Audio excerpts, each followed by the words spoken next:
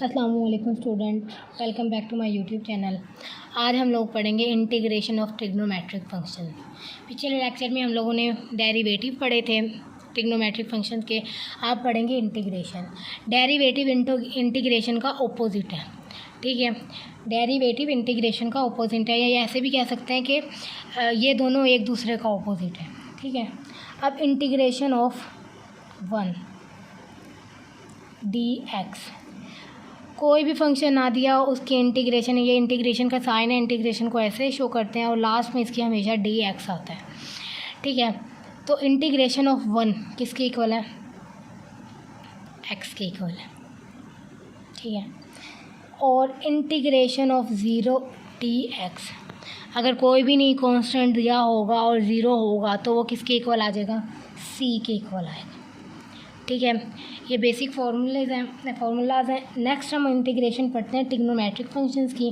ये हमारे पास first, second, third, integration of sine of x और dx। साइन ऑफ x की इंटीग्रेशन क्या होती है? साइन की जो हम लोग डेरिवेटिव लेते हैं वो कोस x होता है। साइन का डेरिवेटिव क्या होता है? कोस x होता है।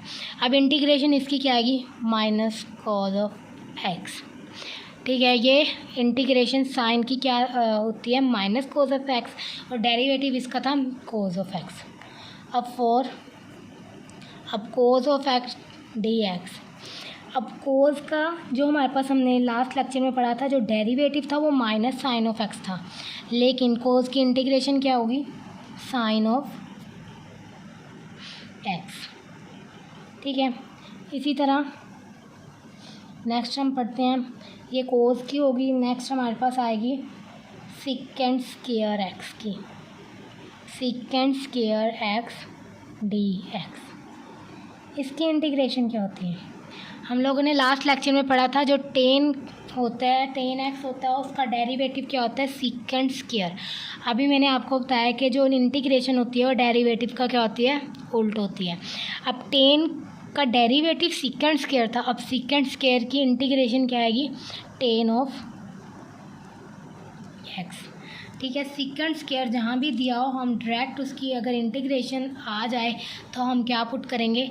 Ten of x. नेक्स्ट हमारे पास 6 cosecant of x D x. अब कोसेकेंट ऑफ एक्स किसका डेरिवेटिव था? लास्ट में हमने पढ़ा था जो कोट का डेरिवेटिव होता है माइनस कोसेकेंट स्क्वायर होता है। अब इंटीग्रेशन किसके इक्वल आएगी? कोसेकेंट एक्स की। माइनस कोसेकेंट स्क्वायर के इक्वल था कोट का डेरिवेटिव, तो ये आएगा माइनस कोट ऑफ एक्स, ठीक है। तो कोसेकेंट स्क्वायर का डेरिवेटिव क्या आएगा? Minus cot of x. जबकि हम लोगों ने पिछले लेक्चर में पढ़ा था जो कोट का डेरिवेटिव होता है वो कोसेकेंट स्क्वायर होता है। अब कोसेकेंट स्क्वायर की इंटीग्रेशन क्या आएगी? माइनस कोट आएगी। ये दोनों एक दूसरे के ऑपोजिट हो गए। कोट की डेरिवेटिव माइनस कोसेकेंट स्क्वायर, अब कोसेकेंट स्क्वायर का डेरिवेटिव माइनस कोट एक्स, ठीक है। नेक्स्ट हमारे पास 7 हमारे पास है इंटीग्रेशन।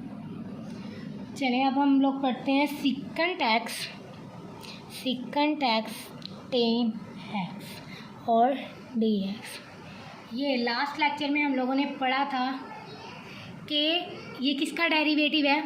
ये हमारे पास सीकेंट का डेरिवेटिव है। सीकेंट का डेरिवेटिव हमारे पास सीकेंट एक्स और टेन एक्स होता है। अब हम लोग इसकी इंटीग्रेशन करेंगे तो वो किसकी इक्वल आ जाएगी? सीकेंट एक्स की इंटीग्रेशन आ जाए इक्वल आ जाएगी, ठीक है। और ये हमेशा याद रखें कि इनके साथ प्लस सी भी लगता है, ठीक है। जब भी हम इंटीग्रेशन लें तो प्लस सी लाजमी लगाते हैं। जब तक अगर हमें लिमिट्स दी हो तो नहीं लगाते, अगर लिमिट्स ना दी हो बस इंटीग्रेशन का साइन हो तो प्लस सी इनके साथ लाजमी लगता है, ठीक है। तो ये हम लोगों ने सीकेंट एक्स टेन एक्स किसका डेरिवेटिव था? सीकेंट का डेरिवेटिव था। सीकेंट का डेरिवेटिव ये था, और अब इसकी इंटीग्रेशन क्या आ जाएगी? सीकेंट आ जाएगी। नेक्स्ट हमारे पास है इंटीग्रेशन ऑफ कोसेकेंट एक्स और कोट एक्स डी एक्स, ठीक है। लास्ट लेक्चर में हमने क्या पढ़ा था?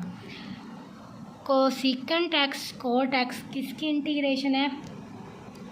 कोसेकेंट एक्स की। कोसेकेंट एक्स का डेरिवेटिव है। अब इसकी इंटीग्रेशन क्या आ जाएगी? Minus cosecant x. ठीक है, ये डेरिवेटिव इंटीग्रेशन का उल्ट होता है, इंटीग्रेशन डेरिवेटिव का उल्ट होता है, कुछ भी कह लो। ये इसका डेरिवेटिव था, ये इसकी क्या आ गई? इंटीग्रेशन। ये इसका डेरिवेटिव था, ये इसकी इंटीग्रेशन आ गई। ठीक है।